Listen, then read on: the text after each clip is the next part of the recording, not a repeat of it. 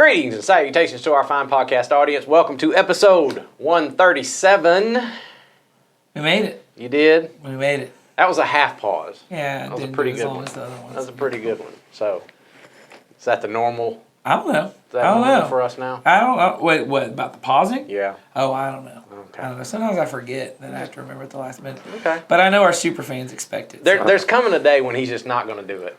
That's probably true. He's just going to quit the thing that he has started. I'll have moved on to something else. That is very likely until that time comes. All right. Well, if you're watching for the first time or listening, if you're listening, none of that made any sense to you, and we apologize. No we sense. apologize for all of that. Go back and watch the past few. And, they've already turned off and decided not to watch anymore. Maybe. Well, anyway, my name's Jason. This is Ed. This is Nathan. We are part of the teaching team here at Community Christian Church, and going to answer another question this week and help us all, hopefully, be a little bit more Jesus-focused. And so this question comes to us. Sometimes we get questions that are more intellectual, biblical in nature, and I think we've got a couple of those coming up in the next few weeks. But today, this Who are we question, bringing in to answer those? I don't know. Not us. But today's question, I think, is a little more pastoral. Okay. All right. If y'all know what that means. I do. Do they know what that means? I do. What I thought, as soon as I said the word, I said, I wonder if they know what that means. Or the distinction you were making between the two. I think they understand pastor, but Yes. what you were making a distinction. So what's the distinction for you on this question as opposed to the other questions? Well, there's questions where it's just, what does the Bible say about this? Or, something to do with more intellectual kinds of things. And then there are more... I just want to know something. I want to get the Yeah, I just want to know something. This one is more of, I'm struggling with something. It's an emotional kind of personal thing. for It's a them. very personal thing, and We're here to help you. we're going to try. We're gonna do Yep. something. Whoever this is. Yes. And it always means a lot to me because people trust us with these questions. So this one's a good one. Or they put them in and they're not going to listen to the answer. I don't know. It could be either one. But gonna we're going answer to it choose anyway. you trust. We're going to answer it anyway, and it might help somebody. So here's the question. I know that worry and anxiety are not of God, but these are things that I struggle with. The things I worry about are results of my sin, mismanagement of money, not taking care of myself, etc. Because of this, I don't know how to let go and let God. I have faith that He will take care of all things, but I feel like I should worry about and try to fix my self-inflicted issues. Does this mean that I have a lack of faith? How am I supposed to just hand Him the problems that I have created? Wouldn't asking for Him to take those things be using Him as a means to an end? So, when I read questions, what I try to do, right or wrong, I try to listen for what's behind the question. What issue are we really getting to so that we can sort of bounce off of that and have what I hope is a helpful conversation.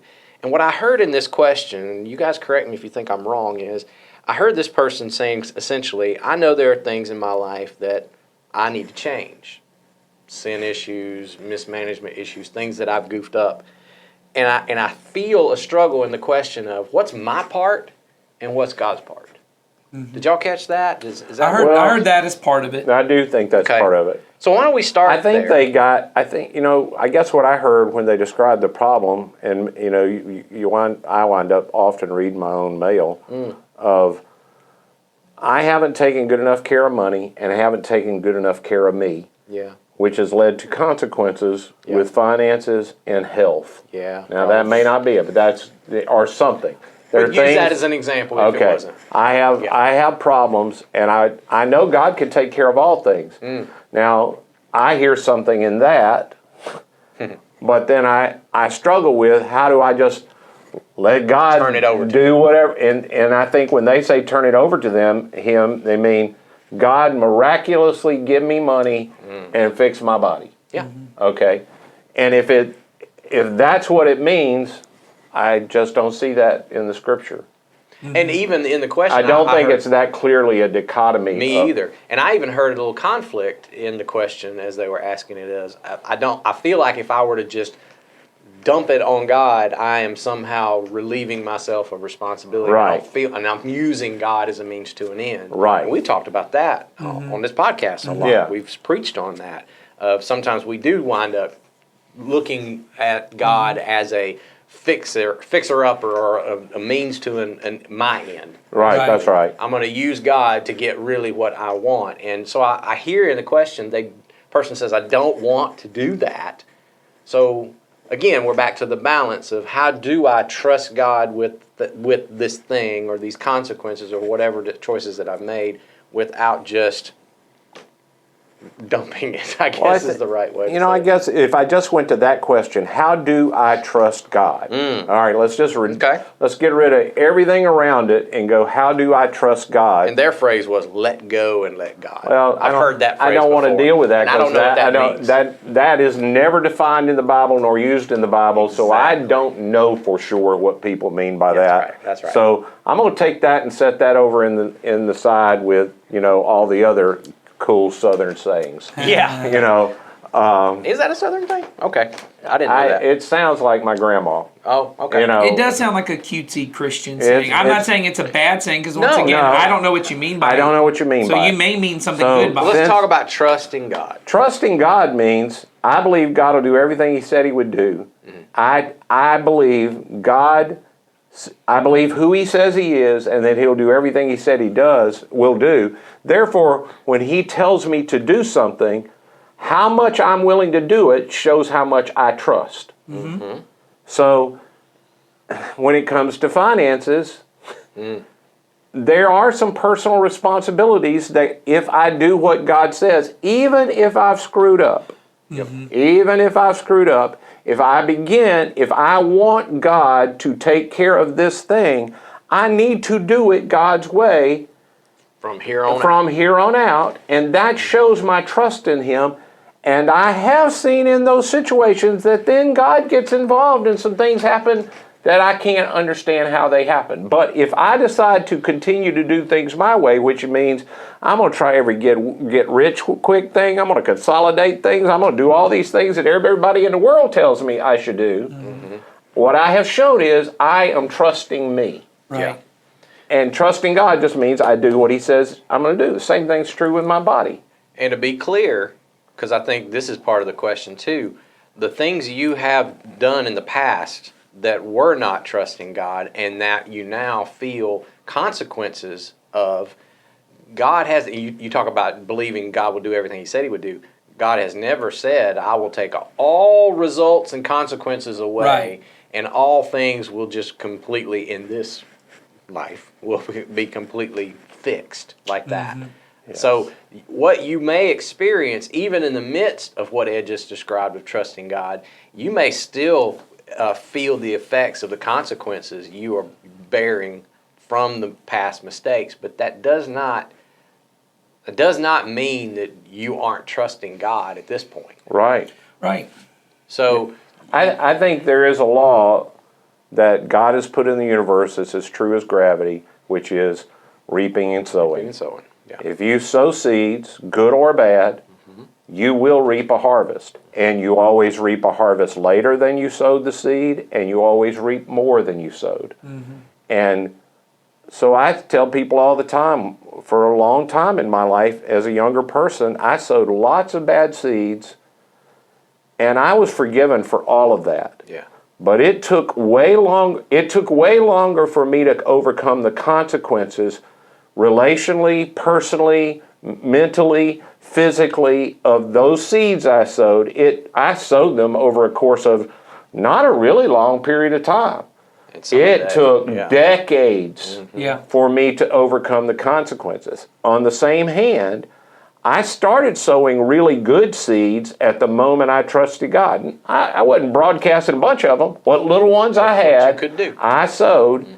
And I am shocked 42 years in how much I have reaped that that are just bountiful blessings that have come to me from years of sowing good seeds. They didn't cancel out the bad. I had to work through all those consequences. But if you continue to sow enough, God is faithful, and you do reap a bigger harvest than you sowed. And I also think it's important to say to this person who asked us the question, because I don't want to be misunderstood. Some of the consequences that you probably feel you might never completely get free of Sure. in this life. That's right. Because if back to the original examples that you started with, there's some money mismanagement, there's some physical consequences. There are some physical consequences that you might not get. I don't know your situation, but I know some people Oh yeah. who have sowed seeds and they have paid for that in their body all the way to the grave. Yeah, I have a friend I grew up with. He and I sowed a lot of bad seeds together, and a part of his reaping was he was paralyzed in the midst of it. Yep. Well, that consequence hadn't been undone. And ain't no amount of trusting God. Not that God could not heal him. I'm not saying that. God has chosen at this point not God to cancel chose that, not to cancel it. that consequence. And so, I think about I had a grandfather who passed away from emphysema, and that was a lot of choices he made as a young man. He picked up this disease, and he quit smoking. In that period of his life when he got the diagnosis, he still died of it. Yeah. He still reaped that part of it. So I just thought I want to make that real clear. Mm-hmm. It does not cancel out what Ed just talked about. And you may be at a point, my grandpa also, when you said that, I thought about him. He didn't become a follower of Jesus until he was in his 80s, and he died in his 80s. And he said, he and I were very close. We have the same name, Ed, both of us Ed Martin. And he said every day, I remember being with him those last few years, I cannot believe how much of my life I wasted. And there was no way to get that back. That's There's right. no way to live for Jesus more. He lived for Jesus every day that he could, but he could not cancel some of the consequences that he had sown into his family. It took his son, my dad, a lot longer to become a Christian than it should have because of some of that. It took me a while to become a Christian, and he felt bad about all those things, but you can't. So you do what you can. If you're at a place and you can't cancel all the consequences, you still trust God today. That's right. You still sow the seeds you can today. It does reap a harvest. My grandpa eventually reaped a harvest, I hope, in me and in my kids and in their kids. Well, you may have to make decisions that you never thought you'd have to make because of the nature of the consequences, and that may feel a little bit like uncharted territory. We were on our other podcast, the Family Movie Night podcast. We were having a conversation about there's a movie, and the person at the end of the movie who's done some bad things decides to confess it and go to prison. And one of us said, I think that's what Jesus would do. And then someone else said kind of jokingly, well, Jesus would never have to do that. And I said, but I think that's the important lesson we're trying to teach our kids. When we say you want to live your life in such a way as Jesus would live it in your situation, Jesus never had to probably make we know Jesus never had to make the decisions you have to make, because Jesus didn't make the previous decisions you did to get Right. here. Yeah. The question is, what would Jesus do if he took control of a body, of a person Yes. who was in a situation? We said in this one, if I have committed this crime or I have done this thing, Jesus would do the next right thing, which would be to be honest, or and then to take whatever the results of whatever this thing would be. And so I think there's this idea that if I follow Jesus and I do what he did, I'm going to get his results out of it. And that's not really the point. The point of the Bible is not you do this and then you get this. And it's not even really a rule book. It's a story of a specific people at the beginning. It's God interacting with specific people, and then it's God coming in a specific person at a specific time in history who had a specific job, who worked in a specific context. And the writers of the Bible are trying to craft, this is what it looked like for this man who was God to live out the kingdom, so that any man or woman in any situation could figure out, how could I live out a life that honors God like Jesus did, but in my context, with my past history, with my personality, with my relationships, all of those things mixed in. All of that is important. And so when we talk about, I've made bad decisions and now I have choices, there are going to be choices that are set before you that were not set before Jesus. And Jesus had choices set before him that's not going to be set before you. True. And it's, how do I honor God, and which would be honoring people, whatever it would mean in those situations. how do I do that in the likeness of Christ? And so it may be complex and complicated. We were talking at lunch about someone we know who's in a situation that they feel like is a no-win situation. And they say, well, I can't make this decision because if I make this decision, which I think is probably what God wants me to make, there are some unintended consequences that I wouldn't really want. So that probably means I shouldn't make that decision.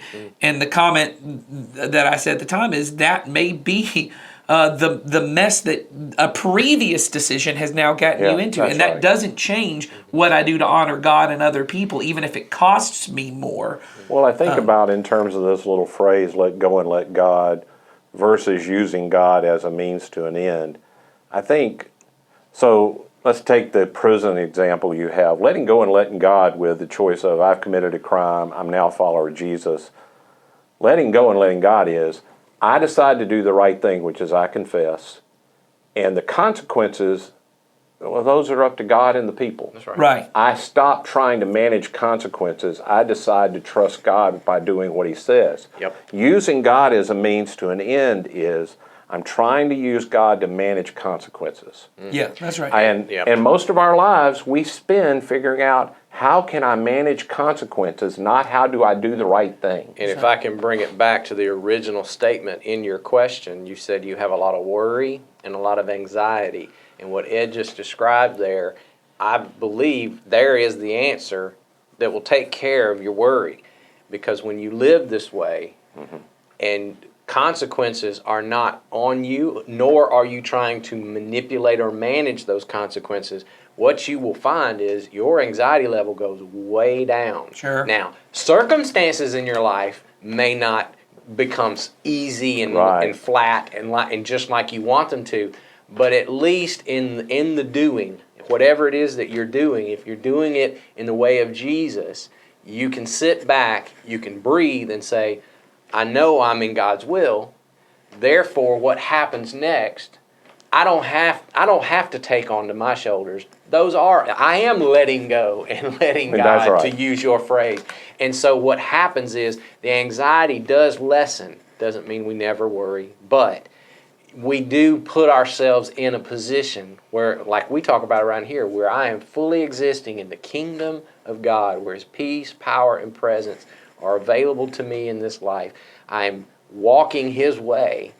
Therefore, the results of my life are a story that He is telling through me, rather than me trying to tell in the way that I want to. Yeah, that's good. So, when you first addressed us, that was your main concern. I worry about these things. I'm anxious about these things, and I think it all comes back. What we have described, just to bring this full circle and wrap this up, is something that we say around here a lot, and we've come to fully believe that the answer to every problem in your life is discipleship to Jesus. Mm-hmm. There's nothing in this world. I just said this whenever I lead our first step class. For those of you who've taken it, you've heard me say this. Whenever I lead that class, I come to a point in the class and I tell everybody there, you got problems in your life, I got problems in my life, there's problems in this world. There is a solve for every one of those problems. It sounds naive and oversimplified to the world,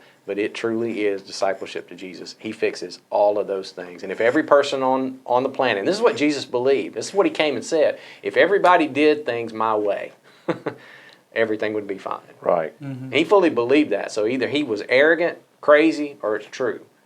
We think it's true. Yeah. Yep. And I think the other part of that, which makes it not naive, is Jesus also knew not everyone was. That's right. Not everyone was going to do it. And so, because that's the thing I hear when I have these conversations with people. I get it that discipleship to Jesus can fix your problems and your thing that, your response to whatever it is. But not everyone's going to follow the way of Jesus. And we live in a dangerous world, and we live in a world where other people are going to make different decisions. It's like when parents say, it's not, I don't trust you, I don't trust the other people. That's right. I don't trust the other people. And the issue is we're trying to figure out how can I, and this is what all of us want when you get back to means to an ends. I want discipleship to Jesus to be my means to my end. Mm-hmm. I want to find a way, how do I live a life that is safe and comfortable, where I am prosperous. I have enough savings that when I retire, I don't need anybody's help, that the stock market performs like I want it to, and everyone else wants it. I mean, I'm trying to figure out how do I move in such a And way. then my kids are always doing what I want them to, and my grandkids are all, and Yeah. I don't ever have anything, I don't have any negative consequences. Yes. There are nothing in my life, no circumstances make me uncomfortable. And I think when we say that, Jesus knew that there is a way to live in a world of trouble and of problems, that though not everyone will follow his path of discipleship, if you do, you will be okay, because the path of discipleship always leads you towards the kingdom and Christ being your highest priority. And when that truly becomes, as Jesus would say, you seek first the kingdom above all else, the other things get added. It doesn't mean everything you want. It just means everything that gets added is all that you needed. And when I get to a place where I realize these other things that I really was trying to control, as Jason kind of said there, that's when you're really letting go and letting God. When I get to a place where these things aren't what I want, Jesus is what I want. There is nothing, as Romans 8 says, that can ever separate you from your connection with Jesus, from your life in the kingdom. There is nothing that can cut you off from that. Once I live in that, and that's what I want most. Because a lot of us, I think, have that with certain things. As long as I knew that me and my wife were going to be okay, and as long as I knew I'd always have my kids, because I know my wife and I used to have that conversation a lot, that her biggest worry is something was going to happen to me. And I know as long as you're here, I'll be okay. And we would both have the conversation of, but if that's the point, there is no way to confirm that everything's going to be okay with me, right. or that everything's going to be okay with my kids. It's when do I get the point that Jesus, you're enough, and that if I only have you, then that's where I want to be. Now the blessing is that there is a law to the universe that when I sow, I do reap. But there's also times where I save and I do the right thing, and I do put my money in a 401k and I do this, and then the stock market crashes and that money doesn't go. And I did do the right thing. That's right. And I didn't exactly reap exactly what I wanted, but what I did reap was I was a person all along who was trusting in God and doing what He called me to do. The goal is not to build a life.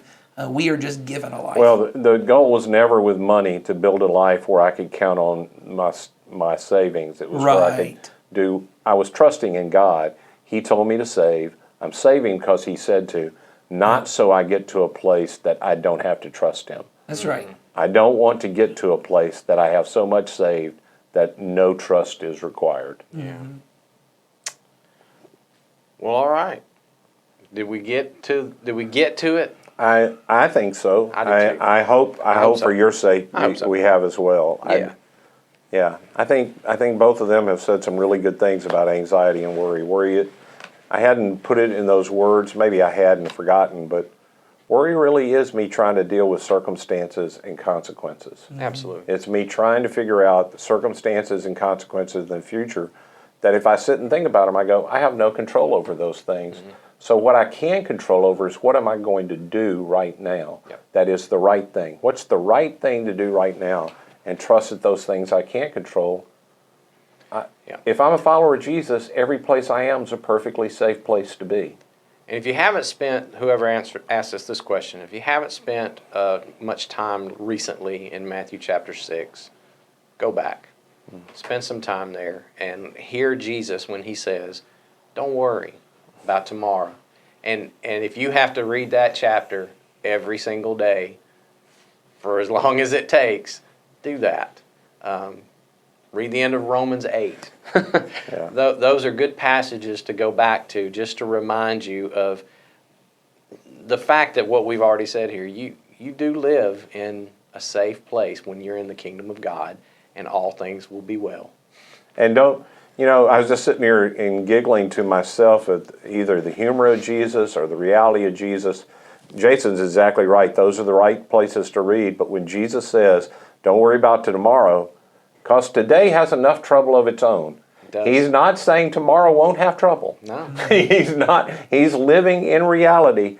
Just do the right thing today. Do the right thing today, and God will take care of tomorrow. That's right. You just do the right thing today. He's not some pie in the sky. You don't have to worry about anything. Of course not. It's just that God's in control of these things you want to control that you can't control anyway. Control's an illusion. Yes. You don't have it over anything other than what you decide to do. Now you're making them anxious, Ed. Sorry. No, I'm kidding. That was a joke. All right. So, well, keep sending us questions. We've got, today we're filming 3 in a row, so I've got 3 lined up. But after that, I've emptied the. We've answered the questions. I've emptied them Emptied all. the So if you have a question, you just haven't sent it in, go to the link in the description, send it to us, and then when we get back together, Or when film whatever should be the next episode, we won't have made it. That will make be. We won't Wouldn't make. that be sad if I introduce it and we didn't make it? We didn't make it. But didn't make it. we are going to make it to next week. Tune in next week. We have a question about miracles. All right. So we'll talk about that. It's a little bit of it's kind of a blend, a little intellectual, a little not so much. All right. So All right. come on back. We'll talk about miracles and how that all works out. Maybe. Because we know. Yeah, we do. Yeah. All right. See you then. Bye.